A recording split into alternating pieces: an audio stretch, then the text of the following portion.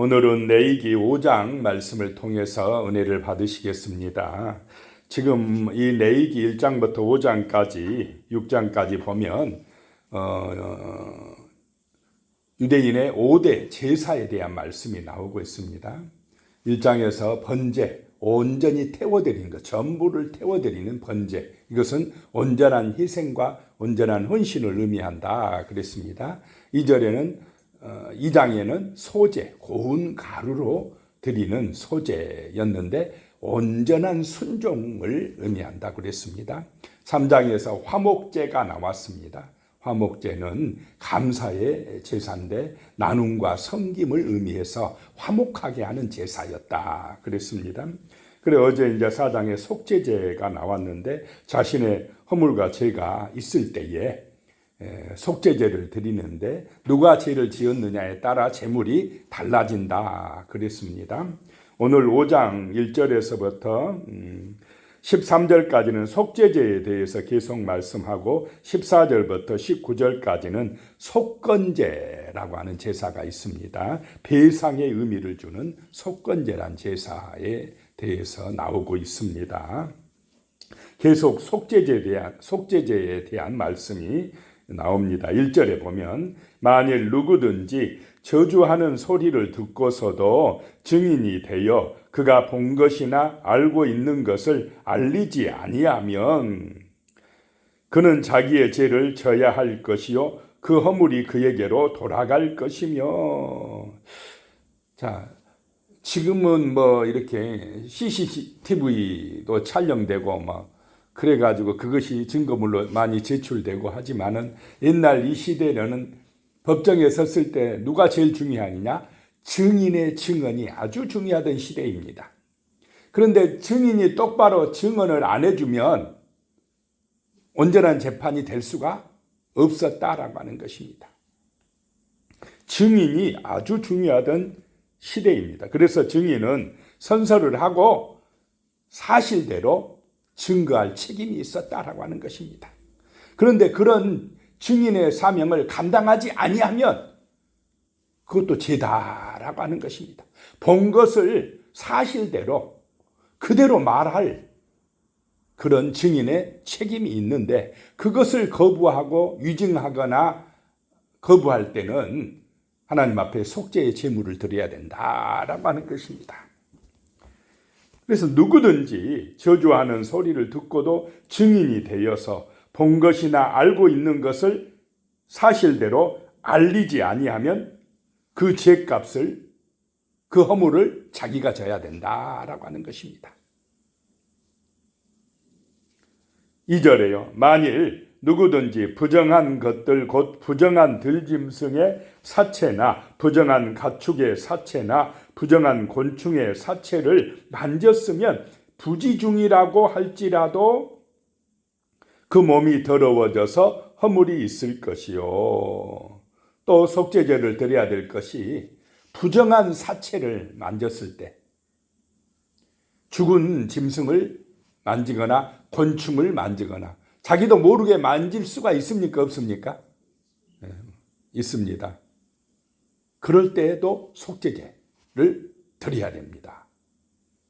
또 여기에서는 예를 들어서 양을 기르거나 하는데 양 한 마리가 병들어 죽을 수가 있습니까? 없습니까? 그거 팔면 됩니까? 안 됩니까? 그런데 모르게 뭐 누가 알아? 그냥 내다 팔아야지. 이렇게 하지 마라 이 말입니다. 그거는 부정한 것이다 라고 하는 것입니다. 3절에요. 만일 부지 중에 어떤 사람의 부정에 닿았는데 그 사람의 부정이 어떠한 부정이든지 그것을 깨달았을 때는 허물이 있을 것이요. 어떤 사람이 부정한 경우가 있다 이 말입니다. 부정한 시기가 있거나 어떤 때에 그 사람에게 접촉이 됐을 때는 허물이 있는데 근데 그게 부지 중에 그런 일이 발생할 수가 있다라고 하는 것입니다. 그런데 나중에 깨달아지면 뭐 하라요? 속죄의 제사를 드려야 된다. 제물을 바쳐야 된다라고 하는 것입니다.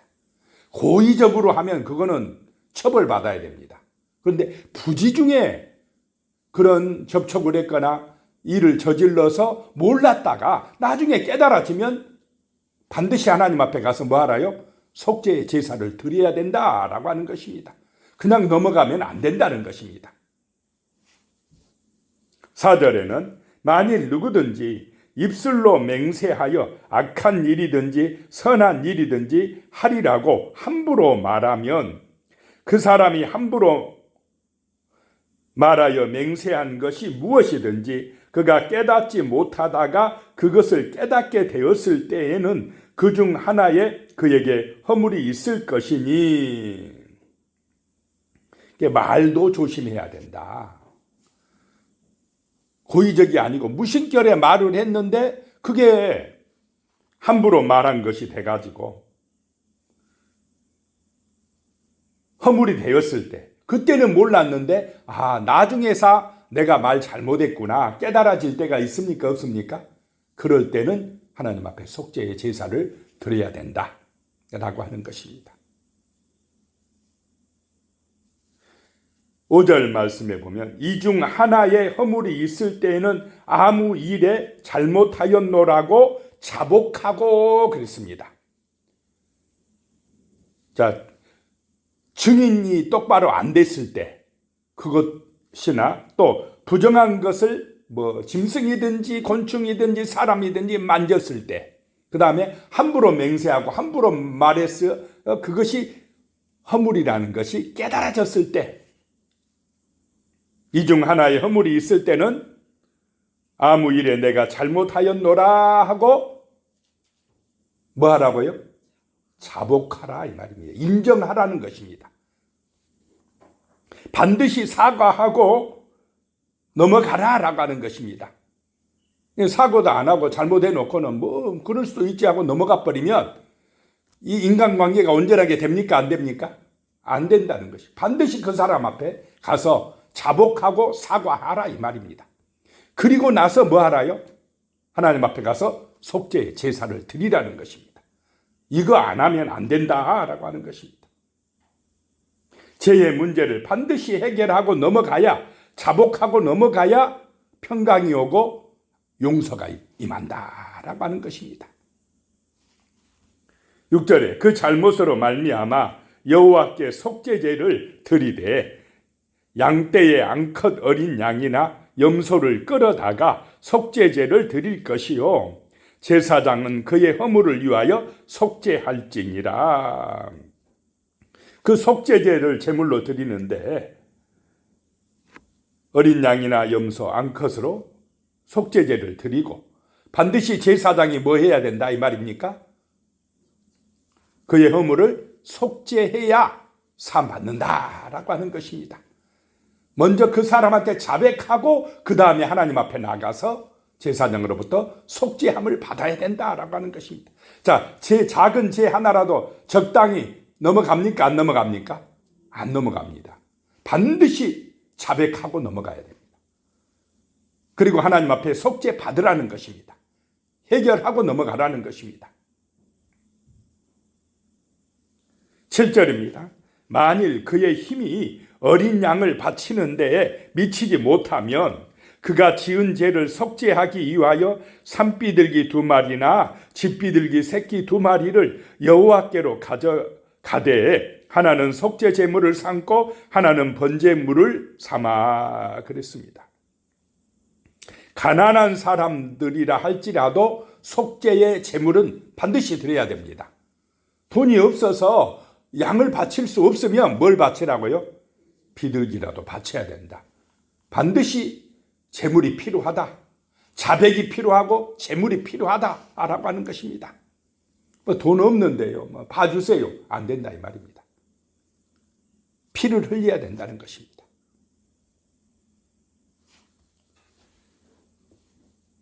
그래서 한 마리는 속죄 제물로 한 마리는 번제물로 바치라는 것입니다. 8절에요. 제사장에게로 가져갈 것이요 제사장은 그 속죄의 제물을 먼저 드리되 그 머리를 목에서 비틀어 끊고 몸은 아주 쪼개지 말며 9절에 그 속죄 제물의 피를 제단 곁에 뿌리고 그 남은 피는 제단 밑에 흘릴지니 이는 속죄의 죄요. 이제 양이 아니라 비둘기의 피를 흘린다는 것입니다. 제단의 뿔이라는 것입니다. 10절에 그 다음 것은 규례대로 번제를 드릴지니 제사장이 그의 잘못을 위하여 속죄한즉 그가 사함을 받으리라. 한 마리는 태워서 올려드리고 제사장이 속죄한즉 사함을 받으리라. 자, 오늘날 우리는 죄를 지으면 어떤 허물이라도 반드시 뭐 하고요? 자백하라 그러면 인정하고 사과하고 그 다음에 제사장이 대신 누구 앞에 나가야 됩니까? 예수 앞에서 나가서 속죄의 제사를 드려야 된다 이 말입니다. 진실된 회개를 해야 된다라고 하는 것입니다. 그럴 때에 성령께서 보혈의 피에 의지하여서 사함받게 하는 줄로 믿으시기 바랍니다. 이걸 안 하면요 안 된다 이 말입니다. 자백하라. 그리고 속죄함을 받으라 라고 하는 것입니다. 죄는 큰 죄 작은 죄가 없습니다. 작은 것이라도 정말 하나님 앞에서 진실로 자백하고 회개하는 그런 시간이 필요하다라고 하는 것입니다. 사죄의 은혜를 받아야 된다라고 하는 것입니다. 11절에 보면요. 만일 그의 손이 산비둘기 2마리나 집비둘기 2마리에도 미치지 못하면 그의 범죄로 말미암아 고운 가루 10분의 1 에바를 예물로 가져다가 속죄 제물로 드리되 이는 속죄제인즉 그 이외 기름을 붓지 말며 유향을 놓지 말고 그랬습니다. 그런데 어떤 사람이요 비둘기도 살 돈이 없어요. 얼마나 가난한지. 그러면 그래도 그냥 넘어가면 안 된다 이 말입니다. 고운 가루 10분의 1 에바, 밀가루 10분의 1 에바. 1 에바는 1 써있고 밑에 보면 22리터라고 되어 있습니다. 그러니까 10분의 1이니까 2.2리터 고운 가루를 가져와서 속죄의 제물을 드려야 된다는 것입니다. 아무리 가난해도 제물이 빠지면 안 된다 하라고 하는 것입니다. 그런데 그 고운 가루에는 항상 소재에는 기름을 붓고 유향을 첨가했는데 여기서는 하지 말라 그럽니다. 왜냐? 유향과 기름 살려면 또 뭐가 듭니까?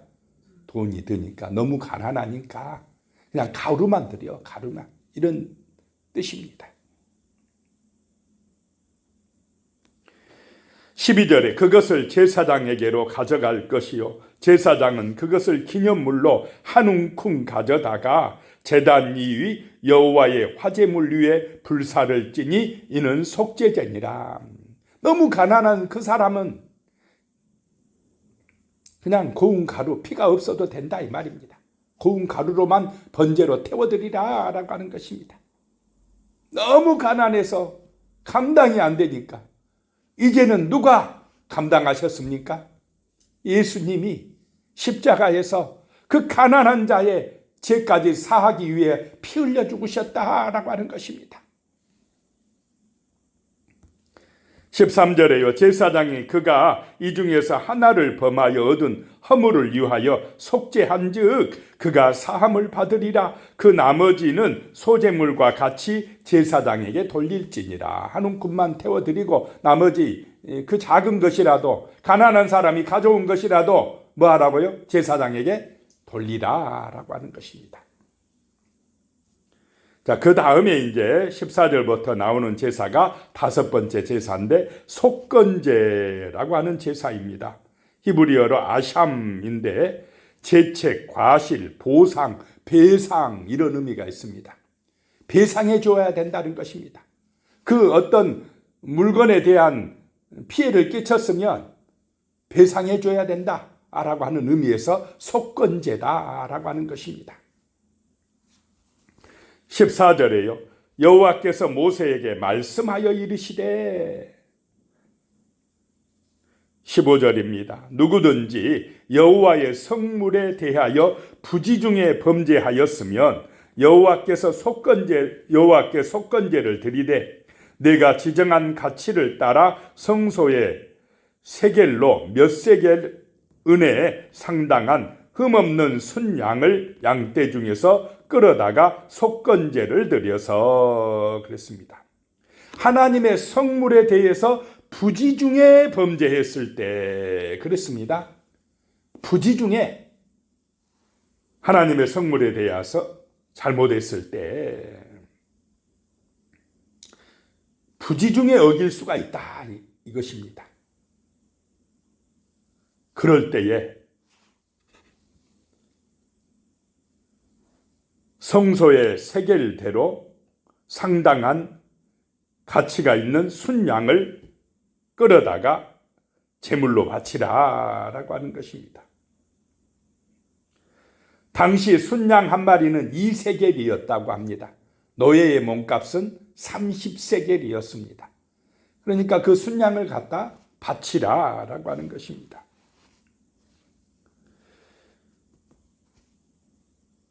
하나님의 것을 그냥 자기 깜빡 잊고 예를 들어 11조를 안 내버렸다. 그러면 이 속건 제물 바쳐야 됩니다. 또 다른 어떤 성물에 대하여 파괴했거나 하나님의 제단에 있는 어떤 것을 손해를 끼쳤거나 하면은 생각이 나면 배상하라라고 하는 제사다라고 하는 것입니다.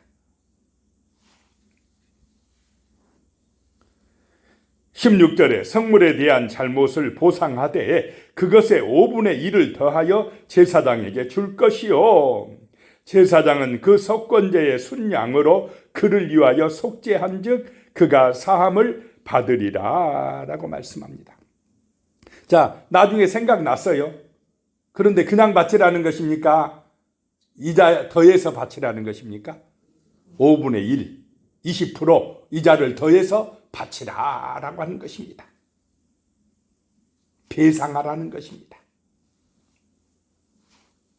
17절에 만일 누구든지 여호와의 계명 중 하나를 부지 중에 범하여도 허물이라 벌을 당할 것이니 하나님의 말씀 계명을 부지 중에 고의적인 것이 아닙니다. 고의적인 그거는 큰일 납니다. 부지 중에 범하였는데 나중에 깨달아졌어요. 그럴 때에 18절에 그는 내가 지정한 가치대로 양떼 중 흠없는 순양을 속건 제물로 제사장에게로 가져갈 것이요 제사장은 그가 부지 중에 범죄한 허물을 위하여 속죄한 즉 그가 사함을 받으리라 라고 하는 것입니다. 반드시 배상해야 된다 라고 하는 것입니다. 여호와의 계명을 어긴 거 부지 중에라도 그냥 넘어가면 안 된다라고 하는 것입니다. 19절에요. 이는 속건제니 그가 여호와 앞에 참으로 잘못을 저질렀음이니라. 자, 누구 앞에서 잘못했다 이 말입니까? 이것은 여호와 앞에서, 하나님 앞에서. 그래서 배상하라는 것입니다. 하나님 앞에 속건 제사를 제물로 바쳐서 드리라라고 하는 것입니다. 오늘은 속죄제와 속건제 두 가지 제사에 대해서 말씀드렸습니다. 내일에 또 속건제의 말씀이 6장에서 이어집니다. 기도하겠습니다. 전능하신 아버지 하나님, 하나님께서는 사소한 죄 하나라도, 말실수 하나라도, 부정한 것을 만졌을 때라도, 부지 중에라도 그걸 그냥 넘어가지 아니하시고 반드시 자백하게 하시고 속죄의 제사나 속건의 제사를 드리게 하고 계시는 것을 봅니다. 하나님은 죄를 미워하시고 작은 것이라도 그 죄가 있을 때는 진심으로 자백하고 회개하고 하나님 앞에 속죄의 제사를 드리고 넘어가라고 합니다. 그래야 진정한 평강이 오고 은혜가 오고 복이 임하는 줄로 믿습니다. 정말 우리가 죄를 미워하게 하여 주시옵소서. 작은 허물이나 죄라도 적당히 절대로 넘어가지 말게 하시고 꼭 자백하고 하나님 앞에서 속죄받고 살아갈 수 있도록 은혜를 내려 주시옵소서. 예수님의 그 보혈의 피, 보혈의 능력에 의지하여 회개하고 날마다 죄를 청산하고 새롭게 믿음 안에서 살아갈 수 있도록 도와주시옵소서. 예수님의 이름으로 기도드리오며 이제는 우리 주 예수 그리스도의 은혜와 하나님 아버지의 무한하신 사랑과 성령의 교통하심이 영원히 함께 하시기를 축원하옵나이다. 아멘.